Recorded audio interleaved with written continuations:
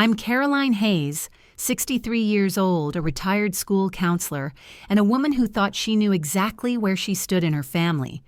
That belief died on the same morning my husband did. Michael's heart gave out at our kitchen table, right in the middle of teasing me about using the wrong cream for his coffee. One second he was chuckling, and the next his spoon slipped from his hand. His eyes widened like he'd just forgotten how to breathe. I was on my knees before I even realized I'd dropped the butter knife, calling his name, pressing my palms into his chest as the 911 operator counted with me. But deep down, I knew. His head had fallen against his shoulder in a way that didn't belong to the living. When the paramedics left, I sat on the edge of the couch, the house echoing with a silence I'd never known. My hands shook as I reached for the phone and called Lucas, my only son. It rang and rang until his voice finally answered, casual and distracted. "Mom, today's Brittany's birthday. Can we talk tomorrow?" I thought I'd misheard him. Then he added something about a brunch they'd planned, people already at the house. My breath caught, but no sound came out. I hung up before I could hear anything else that might finish what Michael's death had started in me. The kitchen chair where Michael had been sitting still held the shape of his body. I sat down beside it, my fingers curled around the cooling coffee cup he'd never finish, and wondered if I had just lost my son along with my husband. I didn't know then that this moment, this quiet fracture, was only the beginning, that in the weeks to come, grief would turn into something colder, sharper, and it would lead me to make a decision Lucas would never see coming. The church smelled of old wood and wax. I stood beside Michael's casket with my hands folded so no one would see them shake. People I hadn't seen in years pressed my fingers, kissed my cheek, and said the things people say when language isn't big enough. He was a good man. He loved you. He'll be missed.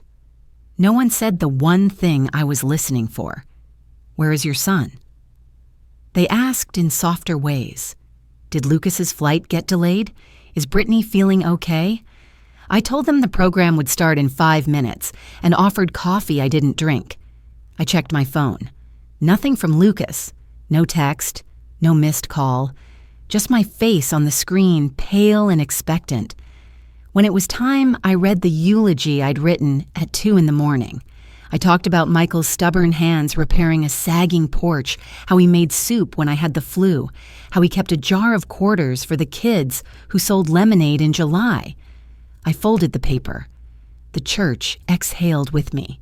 In the fellowship hall, a man in a suit hovered by the coffee urn and waited until the line thinned. "Caroline," he said. "I'm Ron Keating. I worked with Michael at the county office." He touched the rim of his cup. He mentioned helping Lucas out, said it was getting complicated. The word hung there like a ceiling fan with a bad wobble. I made a smile that cracked as soon as it left my mouth. "Thank you for coming, Ron." I excused myself to the restroom and ran the water until it turned cold. Someone had set a plate of lemon bars at my seat when I returned Michael's favorite. I looked at the empty doorway and knew there was nothing in this room I could control. The answers would be at home inside the quiet we built together behind a key I hadn't used in years. The house felt heavier after the funeral, as if Michael's absence had thickened the air. I set my purse on the counter, left my coat draped over a chair, and walked straight to his office. The blinds were half-closed the desk, as neat as always except for the thin layer of dust that comes when no one sits there for days. The bottom drawer on the left was the only one with a lock. Michael had told me once, almost as a joke, that the spare key was taped behind our wedding photo in the closet.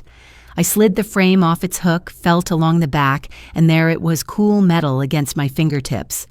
The drawer resisted at first, then gave with a metallic sigh. Inside, everything was arranged with Michael's particular order tax returns, stacked by year insurance files, in blue folders, bank statements sorted by month. My eyes caught on one label printed in his steady block letters, Lucas Transfers. The folder was slimmer than I expected. I opened it and found 18 months of wire receipts, $2,000 here, $3,500 there, each line item neat and deliberate. One transfer was for $12,000 marked urgent, Brittany surgery. Tucked between two statements was a yellow legal pad page, folded in thirds. Michael's handwriting leaned slightly to the right. Lucas, this is the second time you've told your mother one thing and done another. If you lie about Brittany's expenses again or use this money for something else, I'll have no choice but to cut you off completely. He never signed it. The date at the top was exactly 2 weeks before he died. I closed the folder, set it on my lap, and stared at the wall until the edges of the room blurred. The house was silent, but under it I could hear something new, an undercurrent of betrayal that made my grief feel sharper. Tomorrow I decided I would hear Lucas explain this in his own words. 5 days after the funeral, the doorbell rang just after noon. Through the window, I saw Lucas on the porch shoulders, hunched against the February wind. In the driveway, Brittany sat in their SUV with the engine running, sunglasses on, scrolling her phone like she had someplace better to be. I opened the door without smiling and stepped back so he could come in. He glanced toward Michael's chair in the corner of the living room, but didn't sit there. Instead, he lowered himself onto the edge of the couch, hands clasped between his knees. Megan, he stopped, corrected himself. Brittany thinks I should have come sooner. It was almost funny hearing him frame it like a joint decision. I sat across from him, the folder from Michael's desk, within reach my phone recording in my cardigan pocket. Did you know your father tried to call you the night before he died? I asked. His jaw tightened. I had my phone on silent. We were out for dinner. Brittany had this surprise thing planned. His voice trailed off under the weight of his own excuse. He wasn't sick, Lucas. He had a heart attack at the breakfast table 5 minutes after teasing me about coffee creamer. He looked away, rubbing his forehead. I didn't give him space to pivot. I found the transfers. His eyes flicked to mine. What transfers from Dad's account to yours? Brittany's surgery, your mortgage, the vacations. Don't lie to me, not now. They were loans, he said quickly. Dad offered. I reached into the folder and handed him Michael's unsent letter. He read it in silence, folded it back and shrugged. He didn't mean that. The air between us cooled to something brittle. I stood, walked to the door, and held it open. I'll let you know if I need anything from you. He left without a hug, without looking back. The SUV pulled away, Brittany's profile sharp against the winter light. I watched them go, knowing they had no idea what was coming next. The morning after Lucas left, I woke with the kind of clarity that doesn't come from rest. It comes from a decision already made while you were half asleep. I skipped the coffee, skipped breakfast, and went straight to the phone on the kitchen wall. Robert, it's Caroline Hayes. I need to revise my will, immediately. Robert Hensley had been our family's attorney for over 20 years. He didn't ask questions, just told me to come by his office the next morning. That day, I gathered everything, the folder of transfers, Michael's unsent letter, and the audio file from my cardigan pocket. I added one last thing, a sealed envelope with Emily's name on it to be opened on her 18th birthday. Inside, I wrote the truth about her grandfather, her father, and why I was doing this. Robert's office smelled faintly of old paper and coffee grounds. He sat across from me, pen poised over his yellow legal pad as I laid the documents in front of him. I want every asset house accounts Michael's stocks placed into a trust for Emily. She won't get full access until she's 25. Early withdrawals only for school or housing. Lucas and Brittany get nothing. And if they challenge the will, they lose visitation with Emily until the trust ends. Robert's eyebrows lifted, but he didn't argue. We can make it airtight. For the next hour, we worked through the details. Each clause we added felt like a plank nailed across a doorway I no longer wanted them to walk through. By the time I signed the paper, trembled under my hand, not from doubt, but from the strange calm that follows resolve. When I left, the envelope for Emily was locked in Robert's safe, and the door between Lucas and my trust was shut for good. It was a week later when the knock came sharp, impatient. I opened the door to find Brittany in a tailored coat heels clicking against the porch. Lucas a few steps behind her with his hands shoved deep into his pockets. She didn't wait for an invitation. "We need to talk," she said, sweeping past me into the living room. Lucas followed, eyes on the floor. Brittany planted herself in the center of the room, her perfume cutting through the stale winter air. "We've spoken to a lawyer," she began, arms crossed. "If this will isn't changed, we may have grounds to contest it, possibly on the basis of capacity." I let the word hang there. "Are you threatening to declare me mentally unfit?" Her shrug was almost theatrical. "I'm saying grief can cloud judgment. Courts understand that." From the corner of my eye, I saw movement at the stairs. Emily stood halfway down, clutching the railing, her small face unreadable but intent. I turned to Lucas. "Do you agree with her?" His silence was its own answer. Brittany took that as permission to press harder. "You're punishing us for setting boundaries, for living our lives." My laugh was quiet flat. "Boundaries, Michael died alone." Lucas. His own son didn't come to the funeral. And you're worried about an inheritance. Emily's grip tightened on the railing. Brittany noticed her, then stiffened and muttered, "She doesn't understand. She understands more than you think," I said, walking to the door and holding it open. Lucas hesitated but finally stepped out. Brittany lingered one beat longer, like she had something else to say, but thought better of it. When the door closed, the house was silent again, except for the creak of the stairs as Emily slipped quietly back to her room. 3 weeks passed without a word from Lucas or Brittany. Then on a gray Thursday afternoon, I found a plain white envelope in my mailbox. My name was written across the front in Emily's careful looping handwriting. No return address, no stamp. Inside was a small black flash drive and a single sheet of notebook paper. "Grandma, I believe you. I hear things when they think I'm asleep. I'm saving this in case you ever need help." I carried it into the house with both hands like it might break if I moved too fast. In the living room, I plugged it into my laptop. Folders bloomed on the screen, each labeled with a date. The first was an audio file, Brittany's voice sharp and clipped. "She's manipulating everyone with that will. If Emily sides with her, we'll pull her out of that school until she gets her head on straight." Another file held Lucas's voice low and deliberate. "Just let Mom run her game. If Emily plays nice, she can still help us later." Then came a video, shaky but clear enough to see Brittany at the kitchen sink, phone pressed to her ear. "If we push a little harder, she'll crack. Maybe get the lawyer to question her state of mind." Then the trust gets flagged. My hands tightened on the edge of the desk. At the bottom of the folders was a text document, just a few lines from Emily. "I know they're lying. I trust you. Please keep this safe." I copied the entire drive, twice one for Robert's office, one locked in my safe. For the first time since Michael's death, I felt something stronger than grief. I felt prepared. The mediation room was designed to feel neutral beige walls, generic framed landscapes, a glass table with bottled water lined neatly in the center. But everyone who stepped inside knew it was a battlefield. Robert sat beside me, the folder stacked in front of him.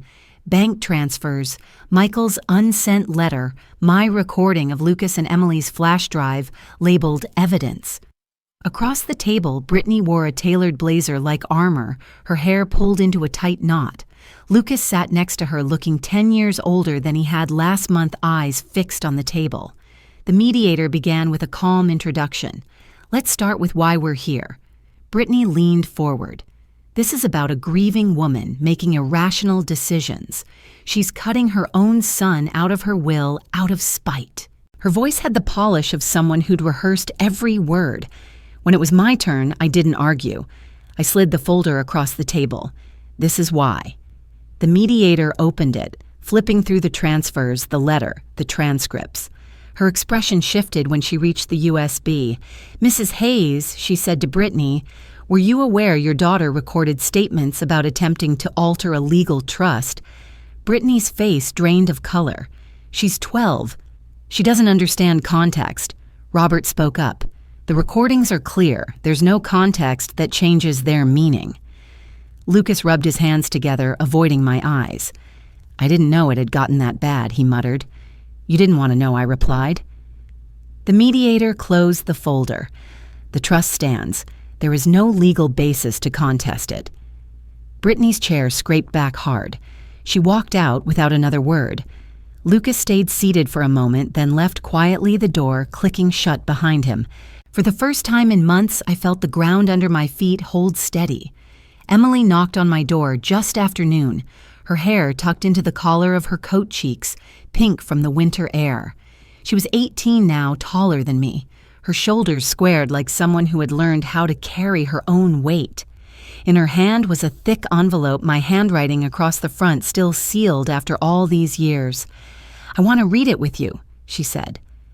We sat together on the couch. She broke the seal carefully like it might crumble in her hands. 6 pages of my words unfolded into her lap. As she read, her eyes moved steadily, her lips pressed into a thin line. Twice she stopped, blinking away tears. When she finished, she looked up. Is all of this still true? Every word. She leaned forward and hugged me tighter than she ever had. Thank you for telling me the truth when no one else would. After a while, she pulled out her phone. I want to show you something. On the screen was a short video, Emily standing in a courtroom, speaking clearly to a judge. I'd like to change my middle name to Caroline after my grandmother. My breath caught. You didn't have to? I wanted to, she said, smiling. That afternoon, we went to her high school graduation. She crossed the stage in her cap and gown, the announcer calling out her new full name, Emily Caroline Hayes. She found me in the crowd and grinned, her eyes bright with the same clarity I once saw in Michael when he made a choice no one else understood until it was too late. Lucas was there too, sitting alone in the back row. He didn't approach me. He didn't approach her. Some distances once drawn, never close again. When the ceremony ended, families spilled out onto the lawn, cameras flashing laughter carried on the wind. Emily found me first, weaving through the crowd in her gown, the tassel on her cap bouncing with each step. She threw her arms around me. She chose me, she whispered against my shoulder. My roommate for next semester backed out. I want to live with you. I pulled back to look at her. Are you sure you'll have a lot of independence at school? That's why, she said, smiling. It's home. I nodded, feeling a warmth in my chest that had nothing to do with the June sun. Out of the corner of my eye, I saw Lucas lingering near the parking lot. His suit was rumpled, his tie loose. He watched us for a moment, then turned away, hands in his pockets. Brittany wasn't with him. I didn't ask why. Emily linked her arm through mine as we walked toward the car. We didn't mention his name. Some silences protect more than they hurt. At home that evening, we unpacked the few things she'd brought with her for the summer clothes books, a photo of Michael holding her as a baby. She set it on the dresser in her old room, smoothing the frame's edge like it was a ritual. Grandpa would be proud of you, I said from the doorway. She looked up, her expression soft. He'd be proud of you too, for keeping your promise. Later, as I washed the dinner dishes, I thought about how easily this could have been different. How one brunch, one absence had shifted the entire shape of our family, and how, in choosing to protect Emily, I had given both of us a place to stand. That night, after Emily had gone to bed, I stood in the hallway outside her room. The door was cracked open just enough for the soft glow of her lamp to spill into the hall. She was reading, legs tucked under the blanket the way she used to when she was little. You gave me a life I didn't even know I needed, she said suddenly without looking up from her book. I stepped inside, leaning on the doorframe. You chose it, sweetheart. I just cleared the path. She smiled, the kind that holds both gratitude and understanding, and turned back to her page. I kissed the top of her head before walking back down the hallway. As I passed Michael's photograph on the wall, him standing in our old backyard sleeves, rolled up sun catching the silver in his hair, I touched the frame. She's going to be okay, I whispered. We're going to be okay. The house was quiet, but it wasn't the hollow silence of that morning he died. This was a different, quiet, steady warm, like the pause between heartbeats. I poured myself a cup of tea and sat in the kitchen, the same table where everything had begun to unravel. Outside, the streetlight flickered on, washing the sidewalk in a pale glow. Emily's laughter drifted faintly from her room, and for the first time in years, it didn't feel like a sound I had to hold on to in case it disappeared. It felt like it was here to stay. And maybe that was the real inheritance, not the trust, not the house, not the accounts, but the choice to protect what was worth keeping and to let the rest go without looking back.